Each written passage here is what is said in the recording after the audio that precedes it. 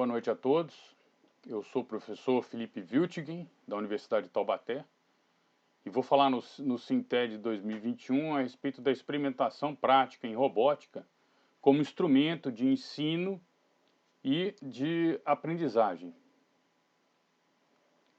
O rápido sumário, nós vamos ter um resumo, onde eu vou explicar qual é a pesquisa.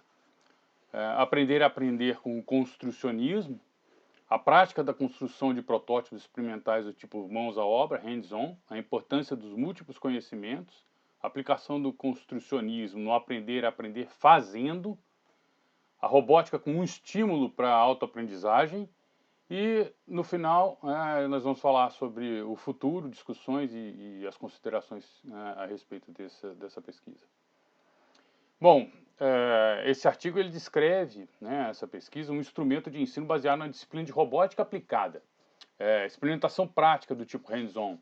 Ela foi testada na graduação em engenharia elétrica nos anos de 2004 a 2008 e a gente teve bons resultados com relação aos estudantes nesse período. E aí depois eu testei também essa mesma ideia em estudantes do ensino médio, de escolas do segundo grau, que também tiveram resultados muito interessantes que eu vou mostrar para vocês daqui a pouco. Aprender a aprender com construcionismo, na verdade, ela segue um histórico de várias técnicas que vieram surgindo com o tempo. A primeira delas foi o comportamentalismo, de 1900 a 1970. Depois começaram a ficar mais curtas, de 1970 a 1980 com cognitivismo, de 80 a 90 com construtivismo, de 90 a aproximadamente 2005 com conectivismo e a partir de 2005 até a data atual com construcionismo. O construcionismo surgiu em 1980 com ideias do professor Seymour Papert, que na verdade ele pensava em como explicar e como deixar as crianças interessadas na parte de programação de computadores. Vocês estão vendo um livro atrás dele ali, escrito Logo?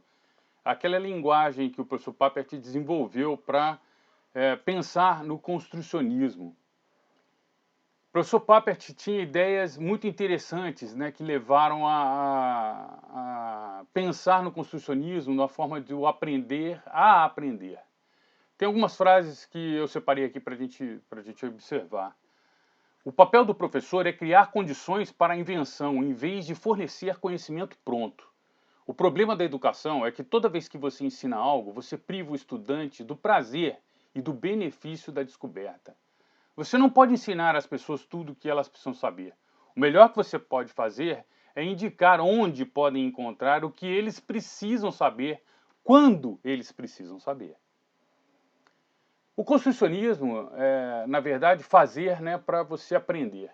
É a experimentação criativa. Esse é o livro do professor Papert, o Mindstorms, que inclusive depois deu nome a uma série de produtos da Lego, voltadas para kits de robótica didáticos. Experiência concreta e efetiva no aprendizado e conhecimento. Então, na verdade, o construcionismo leva o estudante a se interessar pelo estudo. Experimentação ativa é o caminho que se constrói o construcionismo.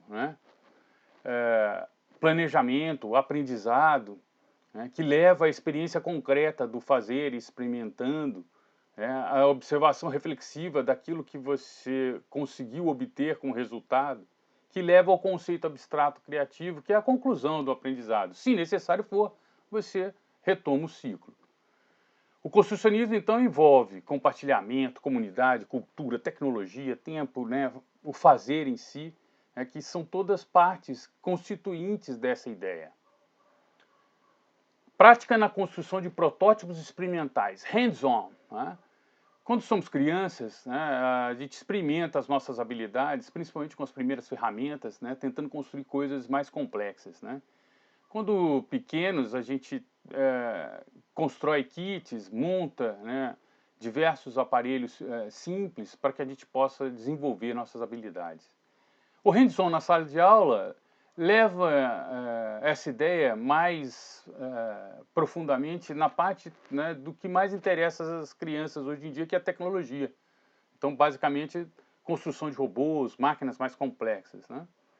Essa aqui é uma turma da sala de aula do segundo grau, no qual eu apliquei, né, robótica prática, e eles estão construindo Legos, né, do tipo Mindstorm, né, construindo seus robôs e pensando na lógica de programação.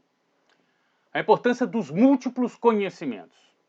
Então, a inteligência múltipla surgiu também na década de 80 com o professor Howard Gardner, né? Ele teve a ideia de que as pessoas eram diferentes umas das outras e cada uma delas tinha conhecimentos e inteligências diferentes. E aí surgiram várias frases do professor Howard Gardner explicando, né, a ideia dele. Todo ser humano tem uma combinação única de inteligência. Este é o desafio, né, educacional fundamental, estimular cada estudante de forma personalizada. Todos os indivíduos têm potencial para serem criativos, mas só serão se assim quiserem. Nem todos têm os mesmos interesses e habilidades. Nem todo mundo aprende da mesma maneira. Hoje em dia, ninguém consegue aprender tudo o que há para ser aprendido.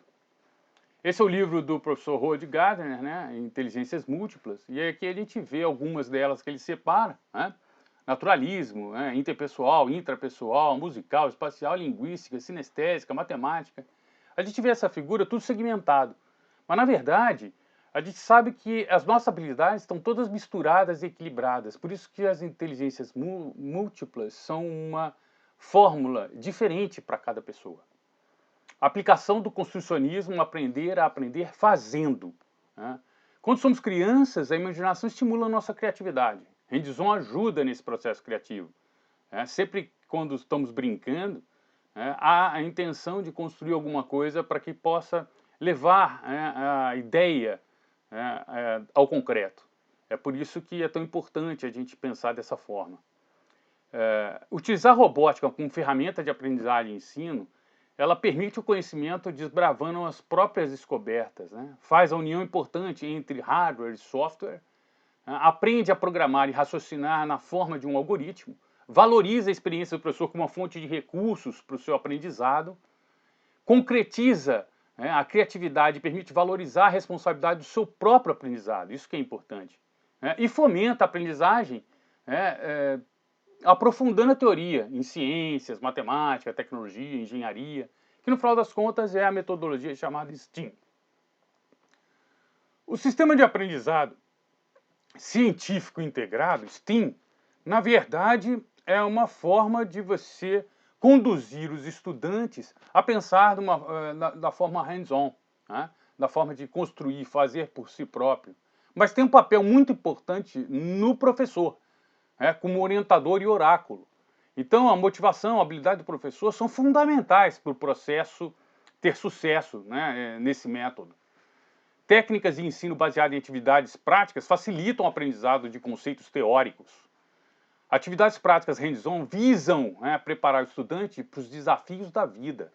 Criatividade, imaginação, iniciativa criam um conhecimento estruturado que vão acabar levando à sabedoria.